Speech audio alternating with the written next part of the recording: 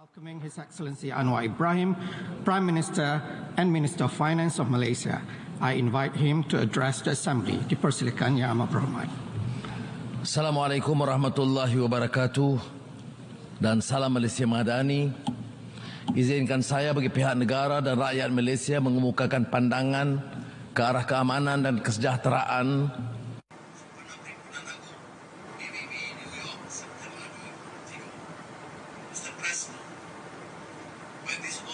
was established almost 80 years ago.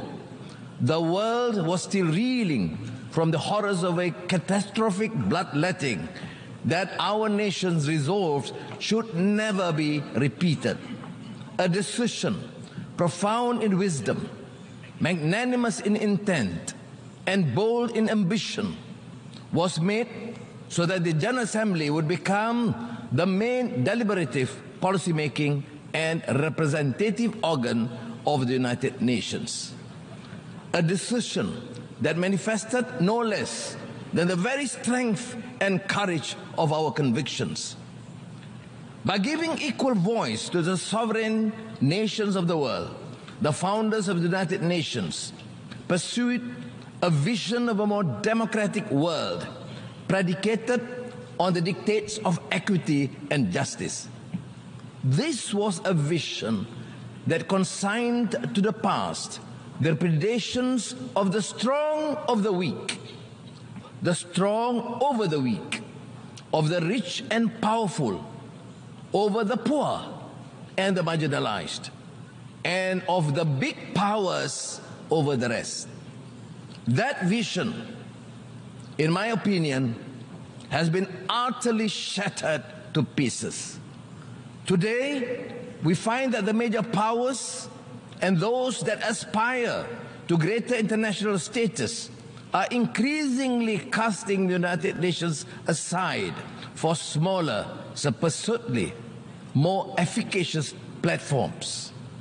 As the powers that be continue to pay lip service to the imperative of multilateralism, we see the emergence of minilateralism instead, effectively becoming fragmented configurations of power. Mr. President, we are living in a deeply polarized world. We are seeing major power rivalry unfolding with consequences that will negatively impact nations, especially the smaller ones in the regions of conflict. The upshot is that we are confronted with a geopolitical and geostrategic dilemma. While the major powers continue to assure that a binary choice is not being imposed, the reality for many is that it is the only choice offered. Unchecked, this will ultimately lead once again to a world where the masses are unrepresented, where the few rule over the many, and the many resent the few. The lofty ideals and principles enshrined in the UN Charter call upon nations to resolve their disputes through peaceful means and refrain from the threat or use of force against the territorial integrity and sovereignty or political independence of any state. We condemned unequivocally the Russian invasion of Ukraine. This conflict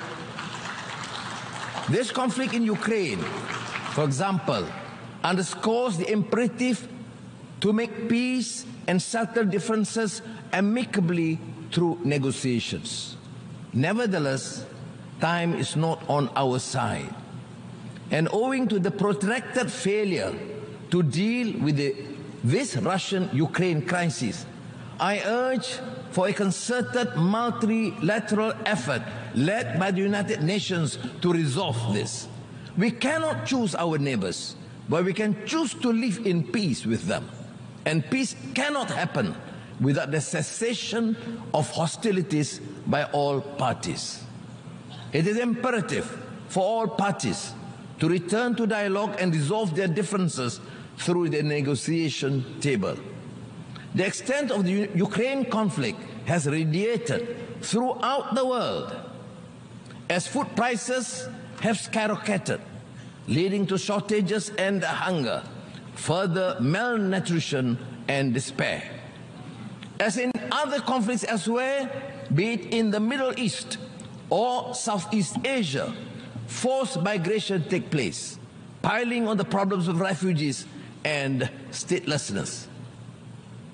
Mr. President, in the Middle East, the politics of dispossession continues with a vengeance, with more illegal settlements being built, stripping Palestinians of land that rightly belongs to them.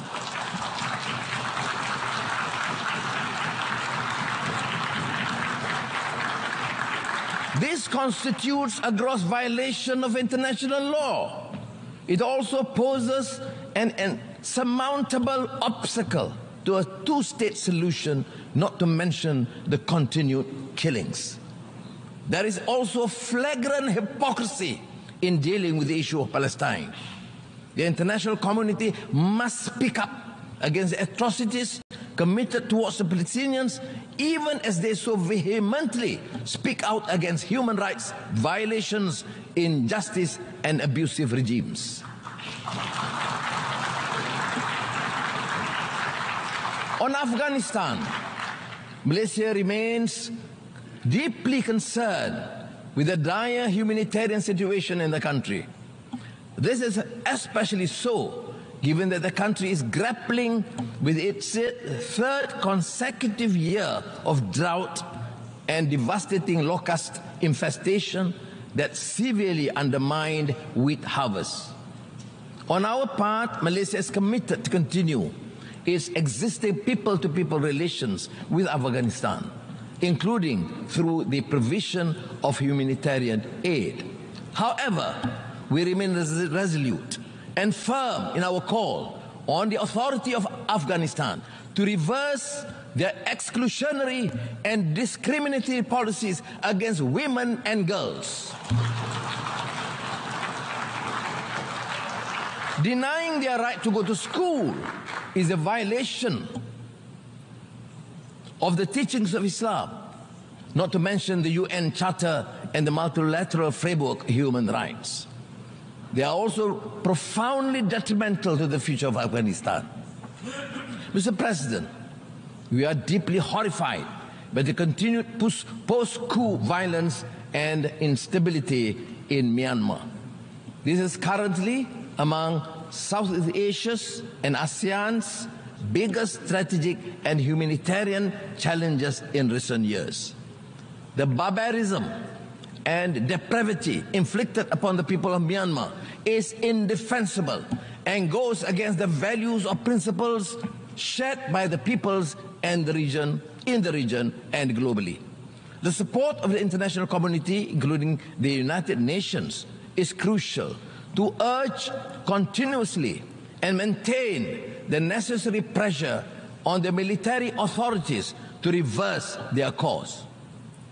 Inasmuch as the principle of ASEAN centrality dictates the continued atrocities must end, Malaysia calls on Myanmar to immediately implement the ASEAN 5-point consensus towards achieving peace and stability in the country.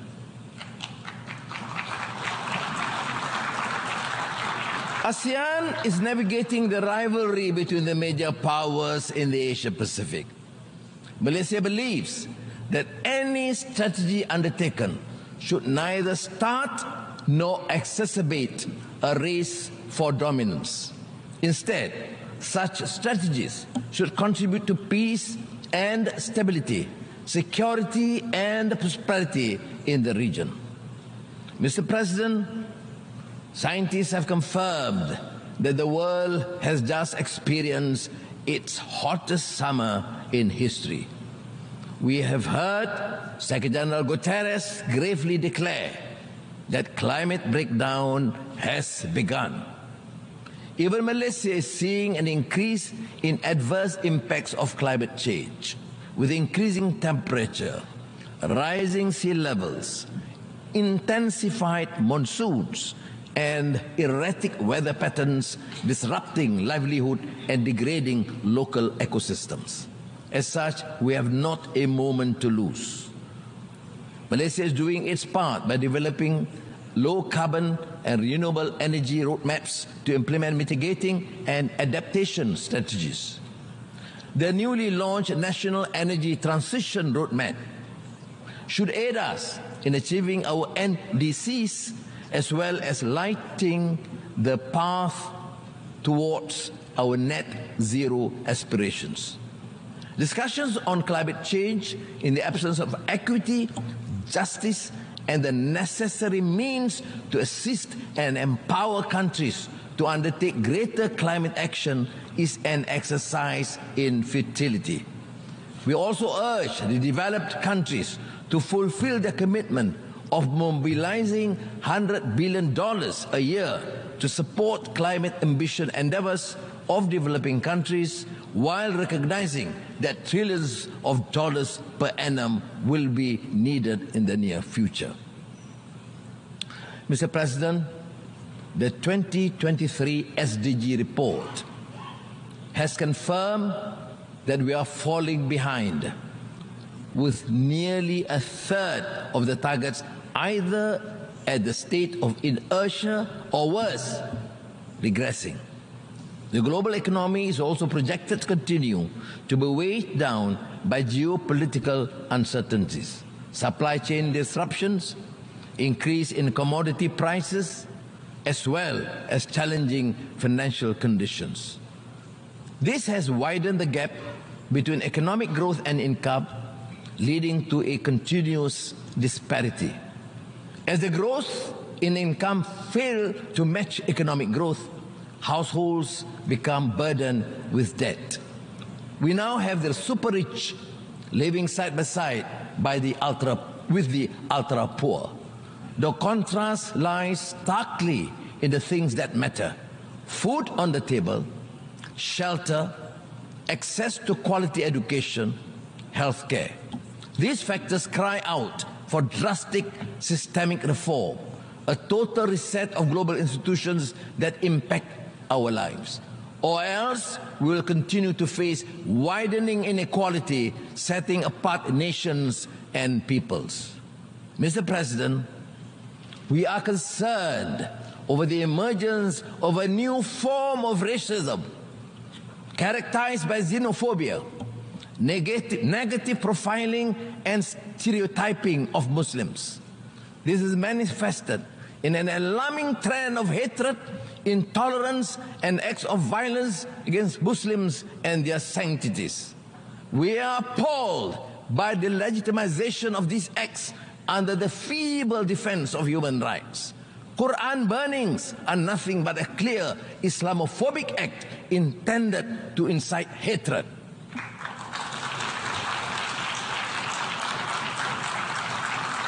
Inaction in the face of such blatant provocation to a religion is simply irresponsible and sends a dangerous message to humanity. We must embody the values of acceptance, tolerance, and mutual respect. We must promote intercultural, inter-civilization, and interreligious understanding and cooperation. We must unite our faith in common cause to promote understanding and goodwill amongst our peoples, and strengthen peace and harmony among nations. Mr. President, these are indeed tall orders, but that is the very reason we are here.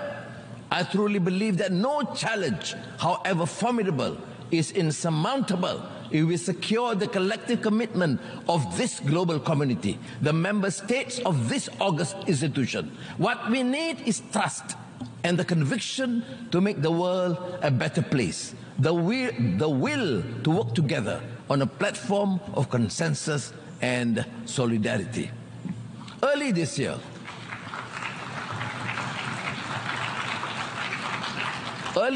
I introduced Malaysia Madani, a vision built on the pillars of core values that we believe are indispensable in any harmonious, thriving, and peaceful society: compassion, ihsan and rahmah, respect, trust and amanah, innovation, prosperity and sustainability.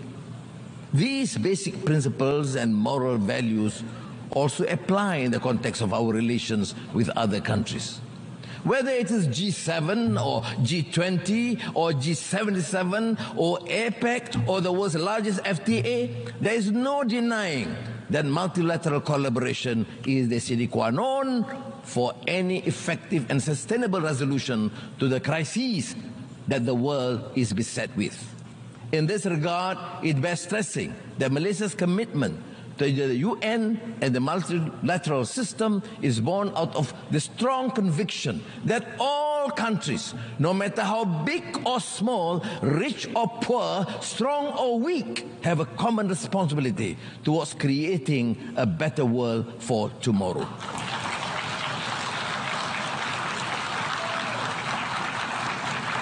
The world and our future in it is what we envision and construct it to be.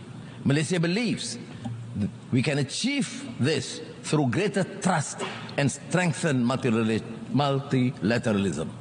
The United Nations can be the vessel to take us from despondency to a brighter future, from uncertainty to optimism, and from vulnerability to resilience. Terima kasih. Assalamualaikum. Terima kasih Yang Amat Berhormat.